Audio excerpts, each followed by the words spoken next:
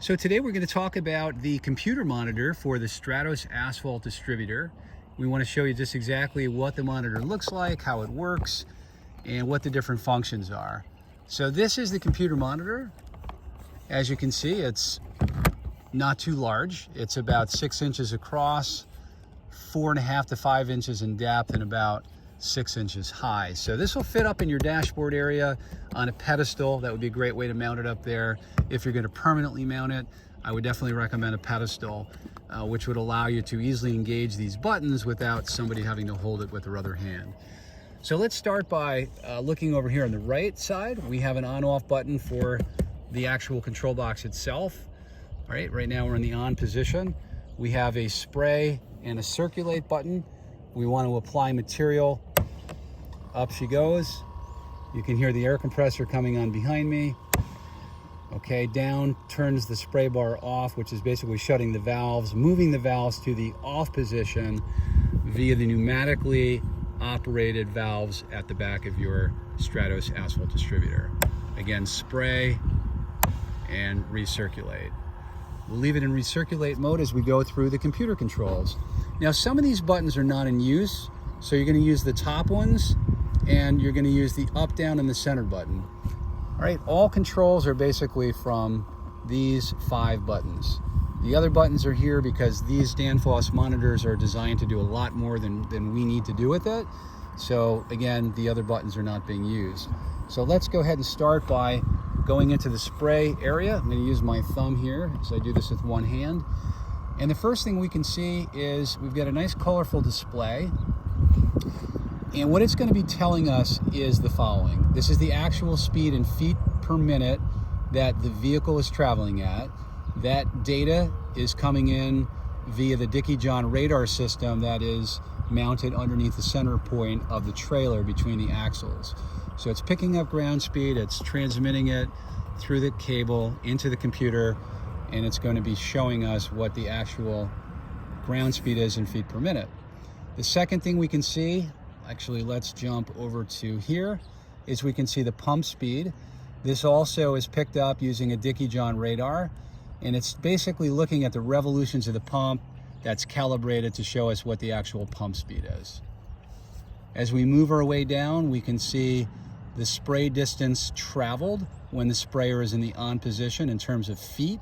So how many feet have we traveled with the spray in the on position? In here we can see how many gallons we've applied with the spray in the on position. At this point it's all zeros because we're not obviously spraying. So what information do we need to input in order to get this monitor to show us how fast we need to drive to hit our target application rate? Well, we need to first of all punch in what is our target rate in gallons per square yard. And we can do that very easily by pressing either the plus or the minus button, and that will allow us to punch in our target application rate. The second thing the computer needs to know from us, and the only other thing we need to tell it, is how many tips do we have turned on the spray bar.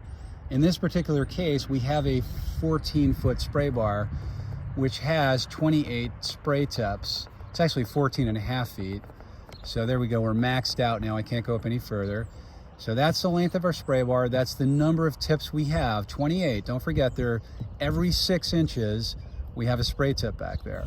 And just to show you what I'm talking about, I'll go ahead and walk back and show you. Here's your 14-foot spray bar. And as you can see, they're spaced out every 6 inches. The other thing you can see here is you can see that these are the valves, pneumatic valves that are designed to turn our spray bar on and off. They can be individually turned on and off if need be.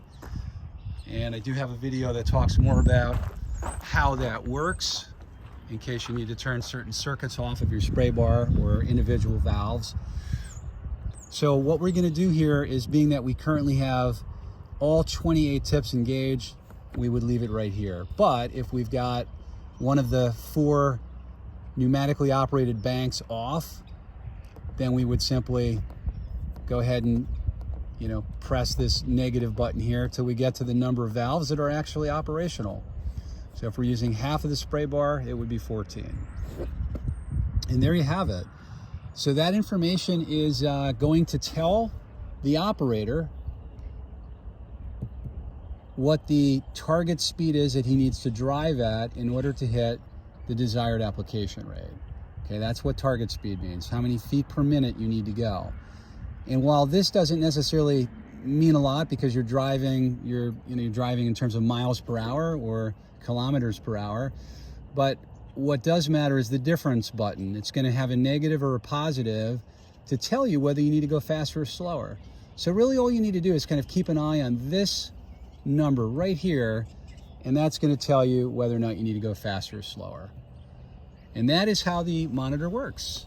So the other thing you might want to do is you might want to go, let's go to the escape button. So actually that button does get used. And then we're going to go into the memory function. And using the up-down keys here, we can navigate through a few functions. We can see the last 5 sprays. We can see sprays 6 through 10.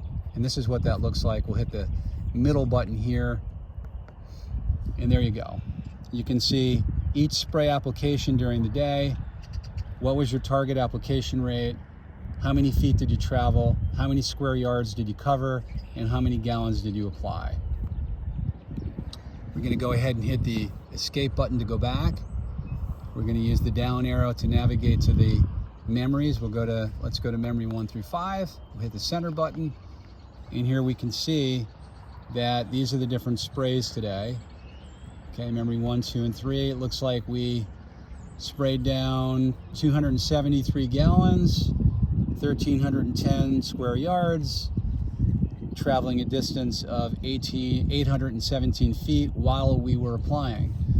We have the date and the time. I'm not sure why this is duplicated. I'll have to look into that, but that is how that works. Then if we hit the escape button and we want to reset the memories, we just go down, down, and it brings us over to memory reset.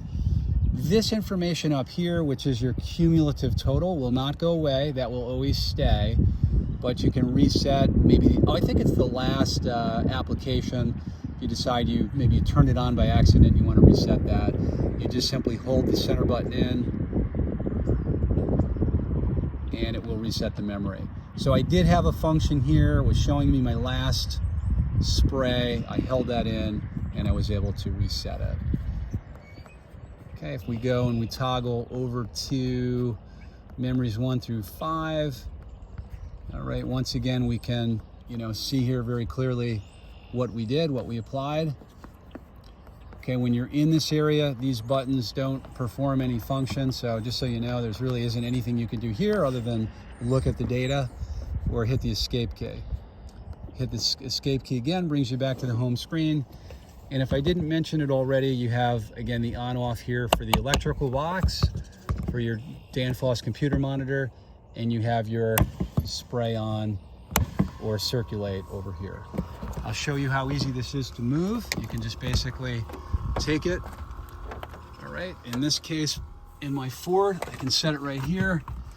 A pedestal would be great because in order to engage these buttons, they do require some pressure with your fingers.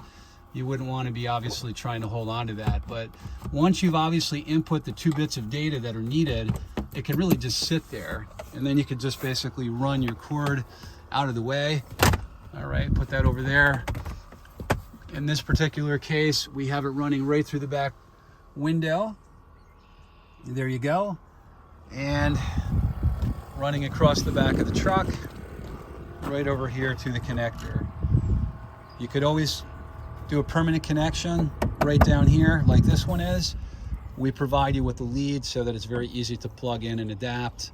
It's as simple as that. If you're using a different truck on a different day, what I like about this setup is that you can just disconnect it, take this, put it in your shop so it doesn't get stolen. And then if you've got a different truck that you're going to be using the following day, just go ahead and do the same thing. Run your Danfoss monitor up through the window, put it up there in the dash, and you're good to go. That's it, folks. Thanks for tuning in. Have a wonderful day.